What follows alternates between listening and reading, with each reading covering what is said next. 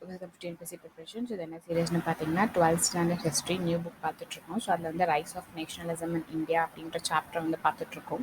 So இது வந்து second part of the video. அந்த rise of nationalism in India ஏன் சூஸ் பண்ணோம் அப்படின்னா combine group 2 group 2 model question paper படி ரிலீஸ் ஆன அந்த கொஷின்ஸில் வந்து ஒரு கொஷின் வந்து இந்த சாப்டர்லேருந்து வந்திருக்கு. என்ன கொஷின் அப்படின்னு பார்த்தீங்கன்னா, to create a class of people Indian in blood and color and but English in taste, opinion, morals and intellect was the intention of. இந்த இன்டென்ஷன் யாருக்கு இருந்துச்சு, அதனால இந்த கிளாஸ் ஆஃப் பீப்புளை கிரியேட் பண்ணாங்க அப்படின்னு கேட்டிருக்காங்க.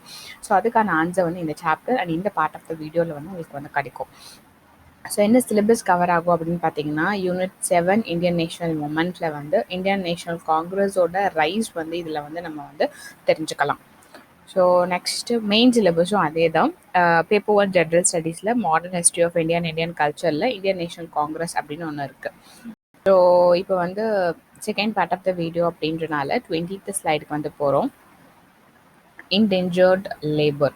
ஸோ இன்டென்ஜர்ட் லேபர் பார்த்தீங்க அப்படின்னா பிளான்டேஷன் கிராப்ஸ் ஆன காஃபி, டீ, சுகர் கேனை வந்து எம்பையர் கண்ட்ரீஸில் வந்து இன்ட்ரடியூஸ் பண்ணுறாங்க. எம்பையர் கண்ட்ரீஸ்னால் என்னென்ன அப்படின்னா மொரீஷியஸு, சவுத் ஆஃப்ரிக்கா வந்து இங்கே அடியில் இருக்கும். அதுக்கப்புறம் வந்து ஃபிஜி, ட்ரினிடா, அதுக்கப்புறம் மலாயா, அதுக்கப்புறம் கெரிபியன் ஐலாண்ட்ஸ். ஸோ இங்கெல்லாம் இன்ட்ரடியூஸ் பண்ணனால அவங்களுக்கு வந்து லேபர் வந்து அதிகமாக தேவைப்பட்டாங்க. ஸோ அதனால் சிலோன் கவர்னர் என்ன பண்ணார் அப்படின்னா, மெட்ராஸ் கவர்னர் கிட்ட இந்த மாதிரி லேபர்ஸ் ஆஸ்கிங் ஃபார் கூலிஸ் வேணும் அப்படின்னு கேட்குறாரு. அந்த கேட்டதை வந்து அந்த லெட்டரை வந்து மெட்ராஸ் கவர்னர் தஞ்சாவூர் கலெக்டருக்கு வந்து ஃபார்வர்ட் பண்ணுறாரு. ஃபார்வர்ட் பண்ண அப்புறம் தஞ்சாவூர் என்ன சொல்கிறாருன்னா, இங்கே இருக்க மக்கள் வந்து மண்ணோட ரொம்ப அட்டாச் ஆகி இருக்காங்க. ஸோ அவங்கள நீங்கள் வந்து அங்கே மண்ணை விட்டு வெளியில் கொண்டு வரணும் அப்படின்னு நினச்சிங்க அப்படின்னா நீங்கள் வந்து ஏதாச்சும் அவங்களுக்கு கொடுக்கணும், இன்சென்டிவ் மாதிரி கொடுத்தாதான் அவங்க வந்து வருவாங்க அப்படின்னு சொல்லிட்டு தஞ்சாவூர் கலெக்டர் சொல்கிறார். பட் 2 ஃபெமைன் வந்துச்சு 1833 அண்ட் 1844. மக்களுக்கு வாழ்வாதாரம் இல்லாதனால எந்த இன்சென்டிவும் இல்லாமல் அவங்க வந்து போகிறதுக்கு வந்து ஒத்துக்கிட்டாங்க இன்டேஞ்சர்ட் லேபர் சிஸ்டம் மூலமாக. இல்லாமல் 43ல ஸ்லேவரி வந்து அபாலிஷ் ஆயிருந்துச்சு இந்தியாவில் 3ல. ஸோ அதனால இந்த மூமெண்ட் வந்து இன்னும் ஃபெசிலிட்டேட் ஆச்சு. ஸோ இப்படி மூவ் ஆன ஃபேமிலிஸ் நிறைய பேர் இருக்காங்க. ஸோ 1837 இனிஷியலாக ஆகிறதுக்கு முன்னாடி பார்த்தீங்க அப்படின்னா தமிழ் லேபரர்ஸ் லோனில் ஸ்ட்ரென்த் வந்து 10,000 தான்.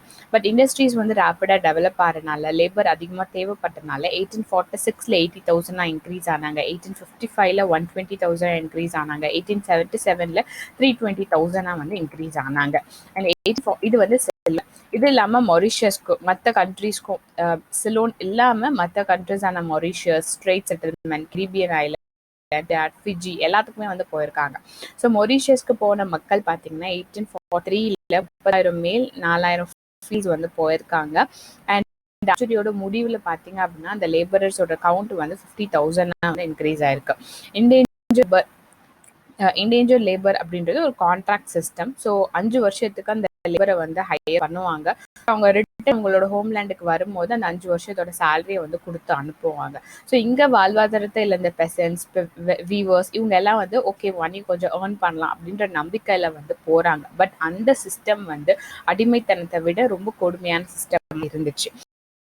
அந்த பாலிசி வந்து சிட்டிசன்ஸை வச்சிருந்தாங்க இங்கே கண்காணிஸ் அப்படின்னு.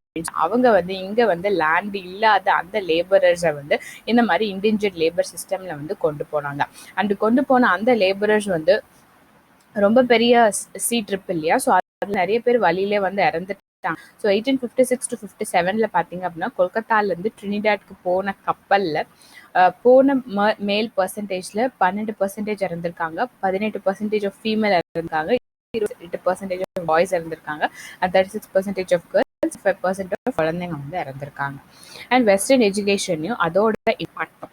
ஸோ எஜுகேஷன் ப்ரீ பிரிட்டிஷ் இந்தியாவில் பார்த்தீங்கன்னா எப்படி இருந்துச்சுன்னா செக்மெண்டேஷனாக இருந்துச்சு. That means along the religious and caste லைனில் தெரிஞ்சிருந்தது. தட் மீன்ஸ் இப்போ வந்து ரிலீஜியஸ்லேயே பார்த்தா அப்படின்னா ஹிந்துஸில் பார்த்தீங்கன்னா வந்து அதிக ப்ரிவிலேஜ். அவங்க வந்து ரிலீஜியஸ் நாலேஜ், ஃபிலாசபிக்கல் நாலேஜை வந்து அவங்க வந்து அக்வயர் பண்ணிக்கலாம். அதே மாதிரி அப்போ இருந்த எஜுகேஷன் சிஸ்டம் வந்து இவங்களோட மொனோபலைஸ்ட். தட் மீன்ஸ் ஒருத்தங்களை வந்து ஃபுல்லாக ஆக்குபை பண்ணியிருக்க எஜுகேஷன் சிஸ்டமாக வந்து இருந்துச்சு. அவங்க வந்து சொசைட்டியில் ஹையர் பொசிஷன், ப்ரீஸ்ட்டு, டீச்சரு இந்த மாதிரி பொசிஷனில் வந்து பிராமின்ஸ் தான் வந்து இருந்தாங்க. அண்ட் அது இல்லாமல் அவங்க வந்து ஸ்பெஷல் செமினரி வந்து படித்தாங்க. சத்துஸ்பதி, வித்யாலயாஸ்ல எல்லாம் அவங்க படித்தாங்க. அண்ட் அவங்களோட எஜுகேஷன் மீடியம் ஆஃப் இன்ஸ்ட்ரக்ஷன் வந்து சான்ஸ்கிரிட்டா இருந்துச்சு. பிகாஸ் அது வந்து சாக்ரெட் லாங்குவேஜா வந்து கருதப்பட்டனால. அண்ட் இந்த எஜுகேஷன்ல வந்து டெக்னிக்கல் நாலேஜை கூட ட்ரான்ஸ்ஃபர் பண்ணாங்க. டெக்னிக்கல் நாலேஜ் அந்த ஆர்கிடெக்சர் இதெல்லாம் வந்து வழியா பாஸ் பண்ணாங்க. ஸோ இதனால பிராமின்ஸ்க்கு வந்து அந்த இன்னோவேஷன் அப்படின்ற ஒரு எபிலிட்டி வந்து இருந்துச்சு. பட் அதே எஜுகேஷன் சிஸ்டம் வந்து விமனையும் லோ கேஸ்ட் பீப்புளையும் அண்டர் ப்ரிவிலேஜ் பீப்புளையும் எஜுகேஷனை ஆக்சஸ் பண்ண அனுமதிக்கலை. ஸோ இன்னொரு ஷார்ட் கம்மிங் இந்த எஜுகேஷன் சிஸ்டமில் என்னன்னு பார்த்தீங்க அப்படின்னா ரோட் லேர்னிங். ஸோ இப்போவும் அந்த ரோட் லேர்னிங் அப்படின்ற ஒரு டிஸ்அட்வான்டேஜ் வந்து நம்மக்கிட்ட இருக்கனால தான் இன்னோவேஷனுக்கு வந்து ஒரு தடையாக வந்து அது இருக்குது. நெக்ஸ்ட் வந்து contribution of colonial state. So colonial state எஜுகேஷனுக்கு அப்படி என்ன பண்ணாங்க, ஏன் அவங்க வந்து எஜுகேஷன் நம்மளுக்கு தரணும் அப்படின்னு நினச்சாங்க. ஸோ நீங்கள் ஸோ கொலோனியல் ஸ்டேட் வந்து மாடர்ன் எஜுகேஷனை ஸ்ப்ரெட் பண்ண ஹெல்ப் பண்ணாங்க. எதுக்காக ஹெல்ப் பண்ணாங்க? ஓகே, இந்தியன்ஸ் வந்து படிக்கணும், அவங்கள வந்து அவங்களுக்கு வந்து ஒரு பவர் கொடுக்கணும் அப்படின்னு நினச்சா பண்ணாங்க? இல்லை. அப்படின்னு அவங்க நினச்சிருந்தா அது இல்லை. அந்த மாதிரி அவங்க நினச்சா அதை வந்து பண்ணலை. ஸோ இந்தியா வந்து ஒரு பெரிய காலனி. ஸோ அந்த பெரிய காலனியை அட்மினிஸ்ட்ரேட் பண்ணுறதுக்கு ஒரு மக்கள் வேணும். அந்த மக்களை அவங்க வந்து பிரிட்டன்லேருந்து இம்போர்ட் பண்ண முடியாது. அவ்வளோ லார்ஜ் நம்பர் ஆஃப் பீப்புளை வந்து பிரிட்டன்லேருந்து இம்போர்ட் பண்ண முடியாது. ஸோ அதனால இங்கே இருக்க மக்களே அதுக்கேற்ற மாதிரி தயார் செய்யலாம் அப்படின்னு நினைச்சு ஸோ இந்தியன் கவுன்சில் வந்து இங்கிலீஷ் எஜுகேஷன் ஆக்டை வந்து பாஸ் பண்ணுறாங்க 1835. ஸோ இது டிராஃப்ட் வந்து டிபி மெக்காலே. ஸோ அப்போ வந்து கொலோனியல் அட்மினிஸ்ட்ரேஷன் நிறைய ஸ்கூல், காலேஜஸ், யூனிவர்சிட்டிஸை வந்து ஸ்டார்ட் பண்ணாங்க. ஃபார் எக்ஸாம்பிள் பாம்பே, மெட்ராஸ், கல்கத்தால வந்து யூனிவர்சிட்டி ஸ்டார்ட் பண்ணாங்க 1857. So Madras university was started in 1857 அப்படின்னு சொல்லிட்டு நிறைய வந்து ரிப்பீட் ஆகும். அண்ட் இந்த ஸ்கூல்ஸ், காலேஜஸ் வந்து இங்கிலீஷையும் மாடர்ன் எஜுகேஷனையும் இந்தியாவில் வந்து ஸ்ப்ரெட் பண்ணுச்சு. இந்த எஜுகேட்டட் இந்தியன்ஸ், ஸோ அந்த வெஸ்டர்ன் எஜுகேஷனை படித்த எஜுகேட்டட் இந்தியன்ஸ் வந்து பிரிட்டிஷ்க்கு வந்து லாயலாக இருந்தாங்க, உண்மையாக இருந்தாங்க. அவங்க தான் வந்து பிரிட்டிஷ் ராஜ், அந்த பிரிட்டிஷ் ராஜ் வந்து அட்மினிஸ்ட்ரேட் பண்ணணும் அப்படின்னா இவங்களோட உதவி. ஸோ பில்லர் ஆஃப் பிரிட்டிஷ் ராஜா வந்து இவங்க இருந்தாங்க. பட் அந்த எஜுகேட்டட் மிடில் கிளாஸை வந்து நம்ம வந்து பாபு கிளாஸ் அப்படின்னு சொல்லிட்டு நிறைய பேர் மார்க் பண்ணுவோம். But later of the time அந்த நாலேஜை வளர்த்துக்கிட்ட இன்டெலிஜென்சியா ஆஃப் இந்தியா அந்த மக்கள் தான் வந்து மற்ற மாஸ் பீப்புளை வந்து மொபைலைஸ் பண்ணுறதுக்கும் நம்மளோட இண்டிபெண்டன்ஸ் வாங்குறதுக்கு முன்னே நின்னதும் அந்த எஜுகேட்டட் மிடில் கிளாஸ் தான் வந்து வந்தாங்க. ஸோ அவங்க வேற ஒன்று நினச்சி அதை பண்ணிருக்காங்க. பட் அதுவே வந்து அவங்களுக்கு வந்து ஆபத்தாக முடிஞ்சிருச்சு பிரிட்டிஷ்.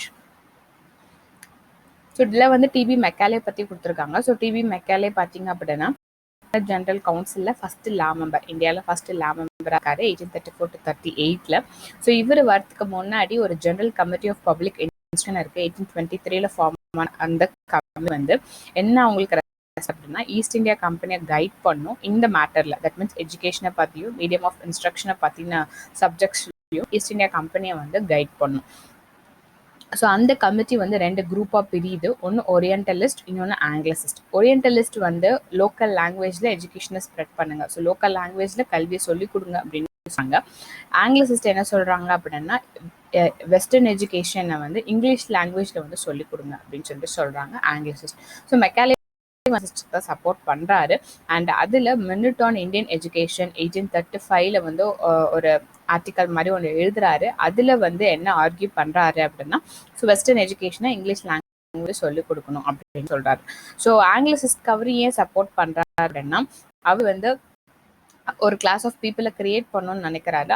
கிளாஸ் ஆஃப் பீப்புள் வந்து அவங்களோட ரத்தத்துலேயும் நிறத்துலையும் இந்தியனாக இருப்பாங்க. பட் அவங்களோட டேஸ்ட், அவங்களோட ஒப்பீனியன், மாரல், இன்டெலெக்ட் எல்லாமே வந்து இங்கிலீஷ் பீப்புளாக இருப்பாங்க. ஸோ இதுதான் வந்து நம்மளுக்கு வந்து கொஸ்டின்ல வந்து கேட்டிருப்பாங்க.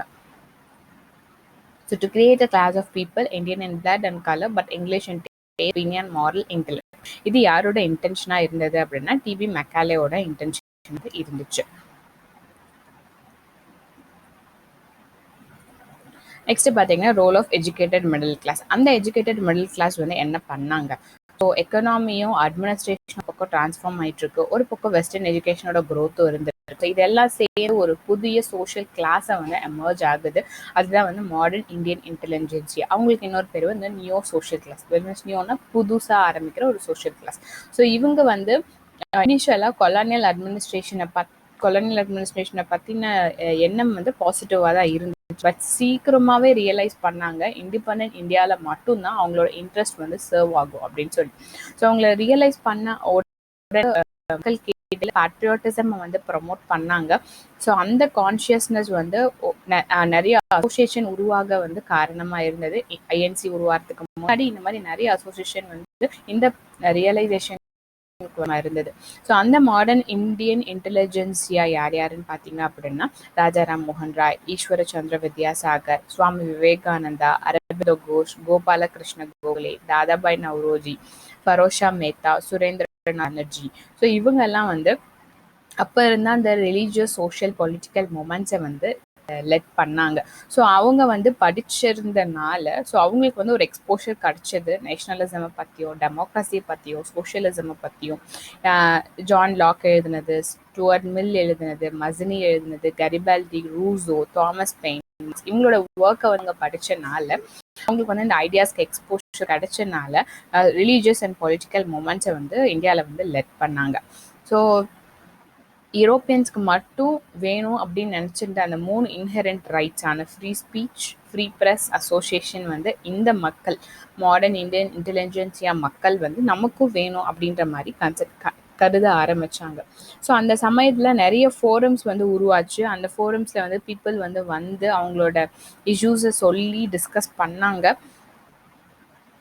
ஸோ வந்து நேஷ்னல் லெவலில் உடனே ஸ்ப்ரெட் ஆக ஆரம்பிச்சது. பிகாஸ் அவங்க பிரிட்டிஷர்ஸ் உருவாக்கின டிரான்ஸ்போர்ட் நெட்ஒர்க்காலையும், போஸ்டல் நெட்ஒர்க்காலையும், டெலிகிராஃபாலையும் வந்து நேஷ்னல் லெவலில் வந்து ஸ்ப்ரெட் ஆக ஆரம்பிச்சது. ஸோ இந்த வீடியோ சில இதோட முடியுது. இது உங்களுக்கு பிடிச்சிருந்தா லைக் பண்ணுங்கள், ஷேர் பண்ணுங்கள், சப்ஸ்கிரைப் பண்ணுங்கள். தேங்க்ஸ் ஃபார் வாட்சிங்.